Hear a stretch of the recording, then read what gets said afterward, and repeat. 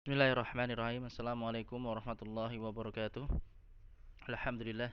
Wassalatu wassalamu ala rasulillah wa ala alihi wa ashabihi wa man walah amma ba'd. Anak-anak sekalian rahimani wa rahimakumullah. InsyaAllah kita akan melanjutkan materi kita dari pelajaran akidah. Kita akan masuk pada pelajaran yang ke-9 di sini di bab barang siapa melaksanakan tauhid akan masuk surga tanpa hisab. Jadi barang siapa yang bisa mewujudkan tauhid dalam dirinya dengan sebenar-benarnya, dia bisa mendapatkan keutamaan dari Allah Subhanahu wa taala berupa masuk surga tanpa dihisab terlebih dahulu, yaitu tanpa dihitung terlebih dahulu amalan-amalannya. Ya, tanpa dihitung terlebih dahulu amalan-amalannya, amalan-amalan soleh dan juga amalan-amalan buruknya, ya, amalan-amalan kebaikannya dan juga amalan-amalan keburukannya. Jadi dia langsung bisa dimasukkan ke dalam surga Allah Subhanahu wa taala. Maka tentunya ini merupakan keutamaan yang sangat besar yang bisa didapatkan oleh seorang yang mewujudkan tauhidnya di dalam mewujudkan tauhid di dalam dirinya. Tayyib, di sini muqaddimah dibawakan. Melaksanakan tauhid dan membersihkannya dari kesyirikan mewajibkan pelakunya untuk masuk surga tanpa hisab. Artinya seorang yang bisa mewujudkan tauhid dengan sebenar-benarnya, ya, membersihkan dirinya dari segala macam bentuk kesyirikan, maka ini bisa menyebabkan pelakunya bisa masuk surga tanpa hisab. Ya, sehingga setiap muslim tentunya pasti berharap dan menginginkan hal tersebut. Ya, tentunya setiap dari kita ingin mendapatkan keutamaan ini. Kita bisa masuk surga tanpa dihisab terlebih dahulu oleh Allah Subhanahu wa taala. Karena tentunya kalau ditegakkan hisab, ya, kita tidak bisa menghitung lagi berapa banyak dosa-dosa yang sudah kita lakukan di dunia. Ya, berapa banyak amalan-amalan keburukan. Ya, catatan-catatan keburukan dari amalan-amalan buruk, ya, perbuatan-perbuatan dosa, maksiat yang kita lakukan. Yang itu belum tentu bisa dikalahkan dengan amalan-amalan kebaikan yang kita lakukan. Maka ketika Allah Subhanahu wa taala kemudian tidak menegakkan hisab atas diri kita, kemudian langsung memasukkan kita ke dalam surga, maka ini perkara yang sangat-sangat kita inginkan. Ya. Ini perkara yang sangat kita inginkan dan kita harapkan. Maka untuk itu wajib bagi kita untuk melaksanakan tauhid dalam kehidupan kita. Ya, wajib atas kita semua untuk berupaya mewujudkan tauhid di dalam diri kita. Ya, kita benar-benar memegang teguh, ya, berpegang teguh dengan tauhid. Ya, kita benar-benar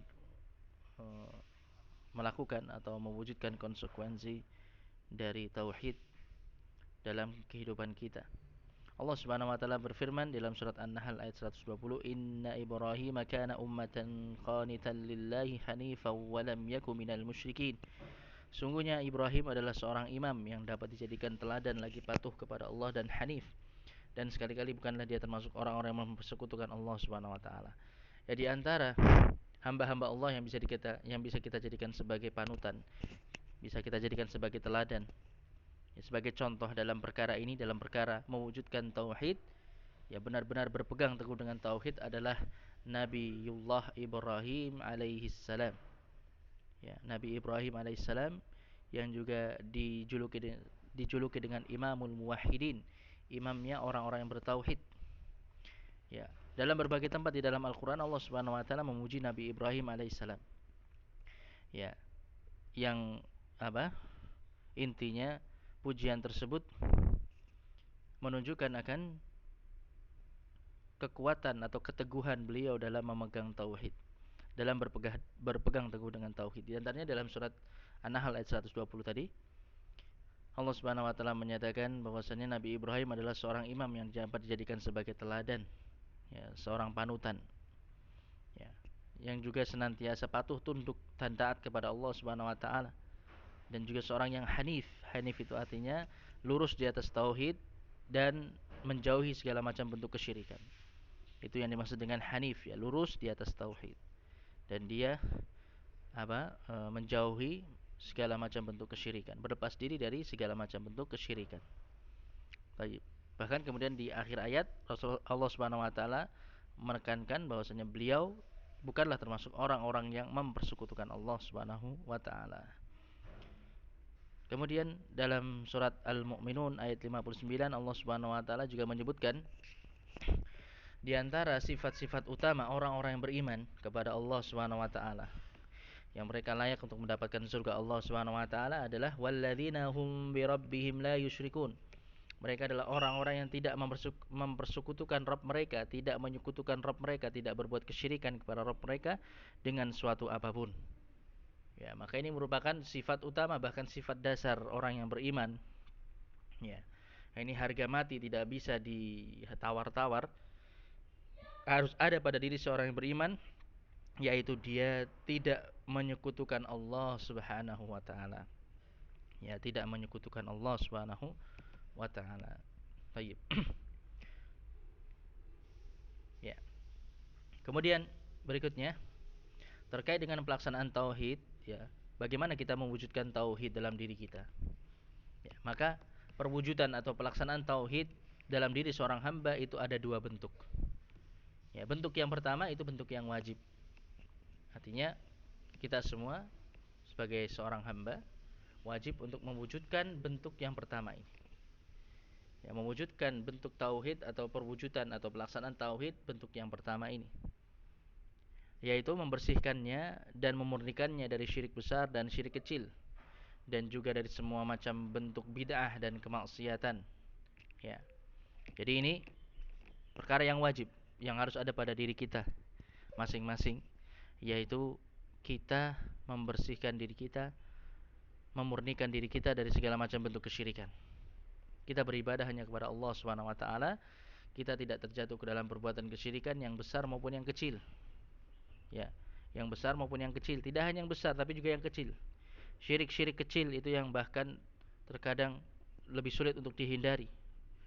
Yang ini juga perkara yang paling dikhawatirkan oleh Rasulullah SAW menimpa umatnya, yaitu kesyirikan yang kecil. Ya, di antaranya seperti riya dan sum'ah. Ya, niatnya keliru dalam beribadah.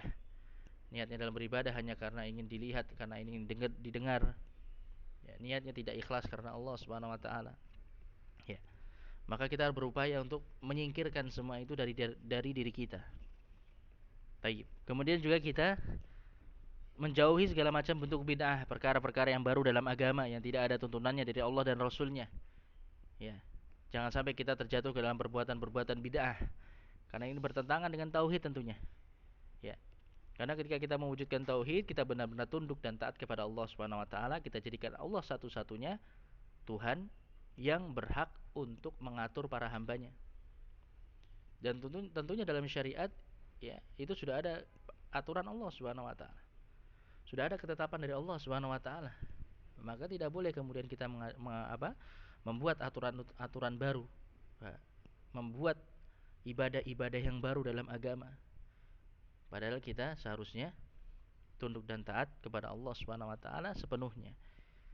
Sama sekali kita tidak boleh, ya, mengadakan sesuatu yang baru dalam agama ataupun mengurangi sesuatu dalam agama ini selain dari apa yang telah dituntunkan, telah ditetapkan oleh Allah Subhanahu wa taala dan Rasulnya. Dan juga kita berupaya menjauhi segala macam bentuk kemaksiatan tentunya, ya, perbuatan-perbuatan dosa. Kita berupaya untuk menghindari diri kita dari kemaksiatan. Dan tiap kali kita mungkin terjatuh ke dalam perbuatan dosa, ke dalam kemaksiatan, kita segera bertaubat kepada Allah Subhanahu wa taala, memohon ampunan kepada Allah Subhanahu wa taala. Ya, ini yang harus kita upayakan agar diri kita bisa mewujudkan tauhid dalam diri kita. Ya.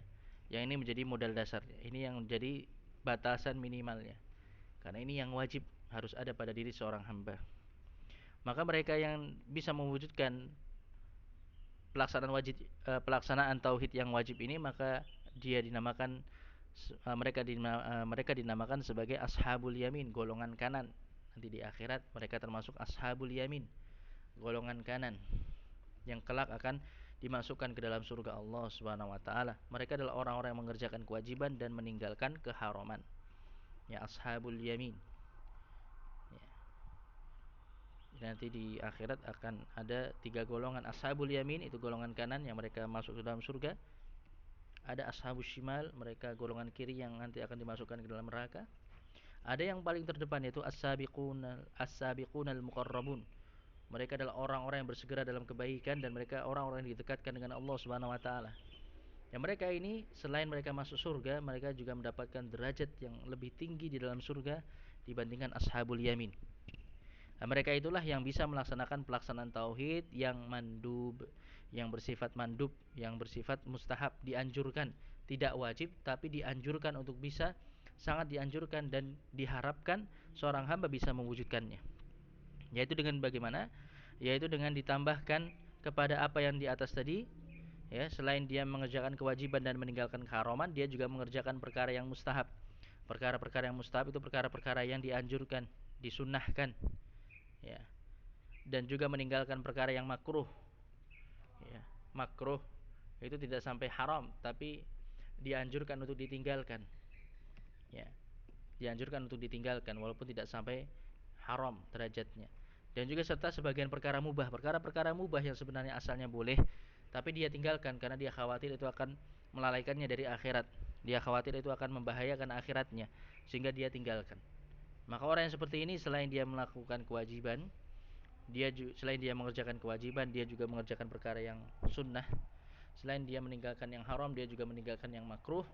Bahkan dia terkadang meninggalkan yang mubah karena khawatir itu akan membahayakan akhiratnya, akan melalaikannya dari akhirat.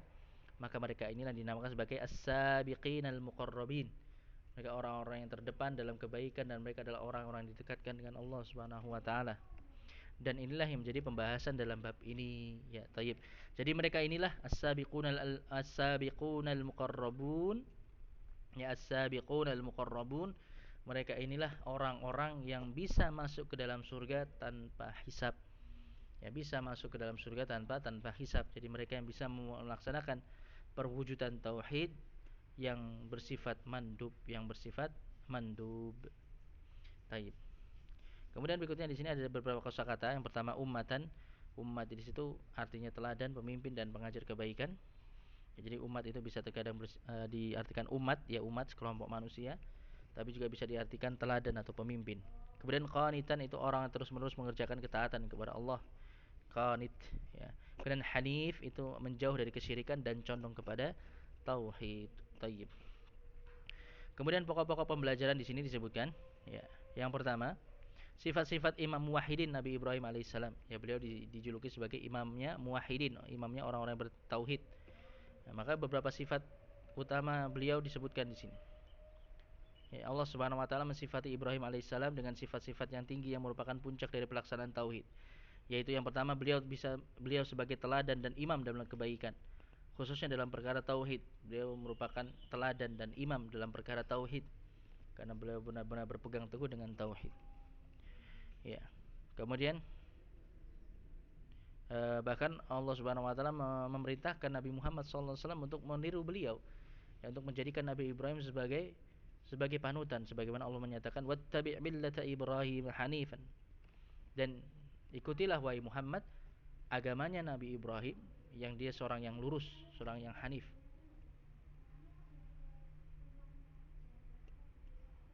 Ya, apa? Seorang yang lurus di atas tauhid dan jauh dari kesyirikan. Kemudian yang kedua, terus-menerus melaksanakan ketaatan kepada Allah. Ya, beliau termasuk orang yang senantiasa di atas ketaatan kepada Allah Subhanahu wa taala, seorang yang qanit, yang senantiasa taat kepada Allah. Kemudian ketiga, beliau menjauhi segala macam bentuk kesyirikan dan senantiasa condong kepada tauhid. Ya, beliau seorang yang hanif, yang menjauhi segala macam bentuk kesyirikan dan dia lurus di atas tauhid. Kemudian yang keempat, yang terakhir adalah tidak termasuk orang yang menyekutukan Allah baik dalam ucapan, perbuatan dan keyakinannya. Bahkan beliau mengingkari perkara kesyirikan yang ada di kaumnya serta memisahkan diri dari kaumnya. Ya, sebagaimana disebutkan dalam surat Al-Mumtahanah, ya, ketika Allah Subhanahu wa taala berfirman, "Qad kanat lakum uswatun hasanatun fi Ibrahim walladzina ma'ah idz qalu liqaumihim inna bura'a'u minkum wa mimma ta'buduna min dunillah." Dan sungguh telah ada suri tauladan yang baik bagi kalian wahai orang-orang yang beriman dalam diri Ibrahim dan juga orang-orang yang bersamanya, orang-orang yang beriman kepada beliau. Ketika mereka mengatakan kepada kaumnya, "Inna bura'a'u minkum," sesungguhnya kami berlepas diri dari kalian. Berlepas diri dari kesyirikan yang kalian lakukan, wa mimma ta'buduna min dunillah, dan dari segala sembahan-sembahan yang kalian sembah selain Allah Subhanahu wa taala. Maka ini sikap yang tegas dari beliau dan kaumnya dan umat beliau, ya, para pengikut beliau. ya, pernyataan tegas kepada kaumnya bahwasanya mereka berlepas diri dari kesyirikan yang dilakukan oleh kaumnya dan juga dari berhala-berhala yang disembah oleh kaumnya. Tayyib, kemudian yang pokok pembelajaran yang kedua adalah pujian Allah terhadap orang-orang yang beriman. Allah Subhanahu wa taala memuji orang yang beriman yang bersegera ke surga dengan sifat-sifat yang terpuji. Yang mereka bersegera untuk mendapatkan surga Allah Subhanahu wa taala yang paling agung, yaitu selamatnya mereka dari kesyirikan baik yang besar maupun yang kecil, sebagaimana Allah Subhanahu wa taala berfirman, walladzina hum birabbihim la yusyrikun. Mereka adalah orang-orang yang tidak mempersekutukan Rabb mereka dengan suatu apapun, baik itu kesyirikan yang besar maupun yang kecil, yaitu tidak beribadah kepada Allah juga kepada yang lainnya, tetapi hanya kepada Allah saja. Maka barang siapa yang disifati dengan sifat tersebut, sungguh dia telah mencapai puncak dalam pelaksanaan tauhid yang mewajibkan untuk masuk surga tanpa hisab dan tanpa adab. Ya, jadi siapapun yang bisa benar-benar bisa mewujudkan tauhid, dia berlepas diri dari segala macam bentuk kesyirikan, yang besar maupun yang kecil. Ya, yang besar maupun yang kecil, jadi benar-benar dia mewujudkan penghambaan diri hanya kepada Allah Subhanahu wa taala, maka dia bisa mendapatkan keutamaan yang sangat besar berupa masuk surga tanpa hisab dan tanpa azab, tanpa dihisab terlebih dahulu amalan-amalannya dan juga tanpa diazab terlebih dahulu di dalam neraka Allah Subhanahu wa taala. Tayyib. Ini anak-anak sekalian rahimani wa rahimakumullah, apa yang bisa kita pelajari pada kesempatan halaqah hari ini, mudah-mudahan bermanfaat. Ya, untuk evaluasinya nanti bisa coba dikerjakan, ya. Coba dikerjakan untuk apa? Lebih bisa memahami materi yang kita pelajari tadi. Ya, walaupun tidak perlu dikumpulkan sekarang, ya, tapi silahkan dikerjakan untuk persiapan, ya, persiapan untuk menghadapi ulangan maupun nanti persiapan untuk menghadapi ujian akhir semesternya, untuk menghadapi UAS. Jadi supaya kalian bisa benar-benar memahami dan menguasai materinya. Tayyib, alhamdulillahirabbil alamin wa sallallahu wasallam ala nabiyyina Muhammadin wa ala alihi wa ashabihi ajmain. Subhanakallahumma bihamdika asyhadu an la ilaha illa anta astaghfiruka wa atubu ilaik. Assalamualaikum warahmatullahi wabarakatuh.